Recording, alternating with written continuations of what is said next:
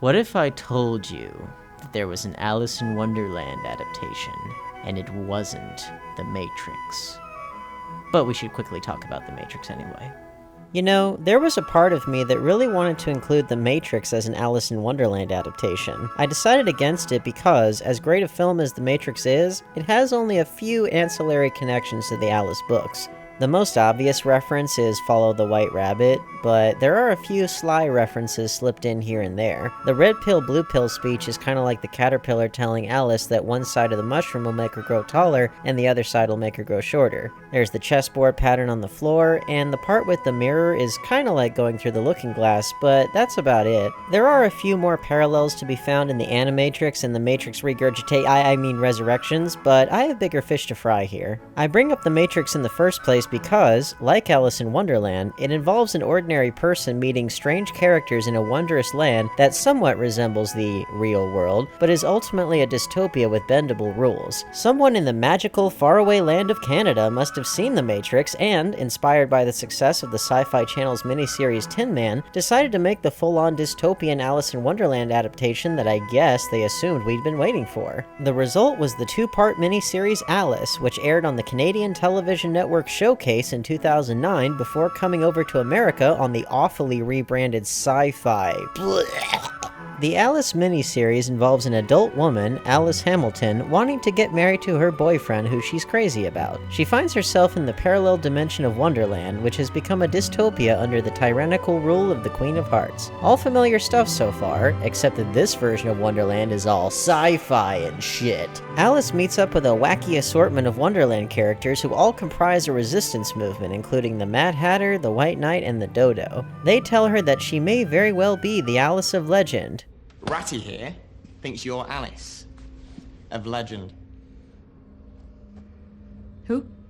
Whose arrival would spell the end of the tyrannical regime. Using her wits and her martial arts skills, Alice decides to help fight for the resistance. Gee, does that sound familiar? I really wanted to like this miniseries, but something about it just didn't work for me. It's not for lack of trying on behalf of the cast and crew. In fact, this thing is star-studded with some true greats like Kathy Bates, Tim Curry, Harry Dean Stanton, Matt Frewer, and Cole Meany from Star Trek The Next Generation, who was Miles O'Brien if you'll recall. Alice Hamilton is played by Katerina Scorsone, and she's easily the best thing about the series. Most people would know her from Grey's Anatomy, which I'm sorry to say I've never seen. Alice Hamilton is a strong, independent woman, but in such a way that makes sense relative to how the story is set up. We first meet her teaching a martial arts class and playfully sparring with her boyfriend. This is good because we know she's capable right from the beginning, so when we see her doing action hero things later on, it doesn't come out of absolute nowhere. This is important because it can be really distracting when characters in movies and shows who aren't used to doing action hero things are expected to pull off extraordinary feats, so I'm glad that they did their homework right from the beginning. However, despite Alice Hamilton being a strong, independent woman,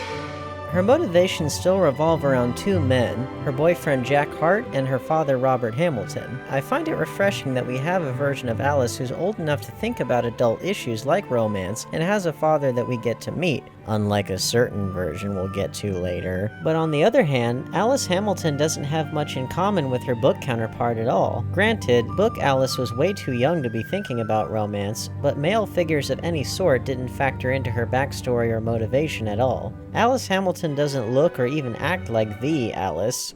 The Alice? The Alice? Who the Wonderland characters keep saying she is, even though she denies it. No. Just Alice. Yes, but I'm not the one that everyone's talking about. Huh, that's like the Tim Burton version too. Did they watch this miniseries or were they just thinking along incredibly similar lines around the same time? So yeah, made quite an impression. However, as much as I do think that Katerina Scorsone did a good job with the material given to her, I can't say the same about Andrew Lee Potts as the wannabe rogue version of the Mad Hatter. He's not particularly mad or kooky or even suave or charming or roguish or anything. He's just whiny. And then we get to Matt Frewer as the White Knight. Sir Charles Eustace Fotheringale Malfoy the Third. Now keep in mind, I love Matt Frewer. He's given great performances in films like Honey, I Shrunk the Kids and Watchmen, but this is not one of those great performances. He is insufferable in this. I know that the White Knight is an intentionally foppish and comical character, but this is way overdoing it. Besides, you'll never find her without my help. Remember, I'm also well versed in the black arts. And that facial hair of his, ugh, it pisses me off. I want to rip it off his overacting face. Harry Dean Stanton and Tim Curry, great actors though they are, feel wasted in their roles. The big-name star who's used the most effectively is Kathy Bates, but even she's given better performances than she does here. All of this really has to be chalked up to the writing, which tries to jam in references to Alice in Wonderland in the context of what I can only describe as generic dystopian sci-fi. For example, people from our world that somehow end up in Wonderland are known as oysters. Why am I an oyster? And they call you oysters because of the shiny little pearls that you all carry inside. What do you mean, pearls? A really, really clumsy reference to the Walrus and the Carpenter poem. Yeah, that's the level we're on here. There are some cool elements sprinkled in here and there, such as the Queen of Hearts bottling up emotions from people in the real world and using them to maintain control over her subjects as a form of drug-induced mind control. That's a cool idea. Flying flamingo motorcycle glider things? Not cool. Now, a lot of people compared Alice to Tin Man, and some even liked it better than Tin Man, but I have to strongly disagree. Tin Man had a lot of parallels with The Wonderful Wizard of Oz, but found its own identity as it went along and handled the dystopian sci-fi much better. All the references to Alice in Wonderland are so ham-fisted and obvious in this miniseries. Who wrote this thing anyway? Mick Willing. What else did he... What?! He directed Tin Man? And the 1999 version of Alice in Wonderland, both of which I loved?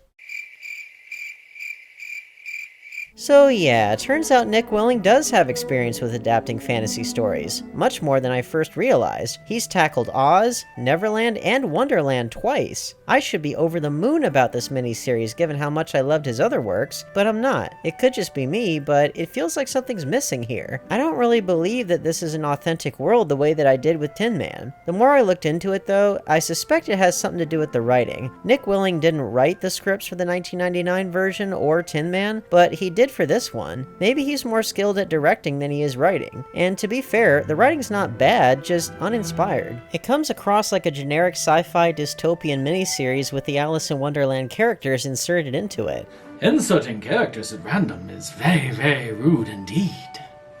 The visual effects aren't as good as Tin Man either, although I will give some praise to the sets, which can actually be pretty dazzling. If they'd have fully embraced the insanity and psychedelica that naturally becomes Wonderland, rather than falling back on dystopian sci-fi tropes, I think this story would have lived up to its potential much more. But as it is, the Alice 2009 miniseries is an interesting addition to the late 2000s sci-fi reimaginings of classic fantasy stories that aired on television one after the other, but it's nowhere near as good as Tin Man and had the potential to be so much more than what it was. You know, some people may be asking why I persist in doing these reviews all month long. The problem is choice. I persist because I choose to. Soon the month will be over, and where we go from there is a choice I leave to you. Right, Cheshire? Cheshire? Where'd you go? Where'd he go?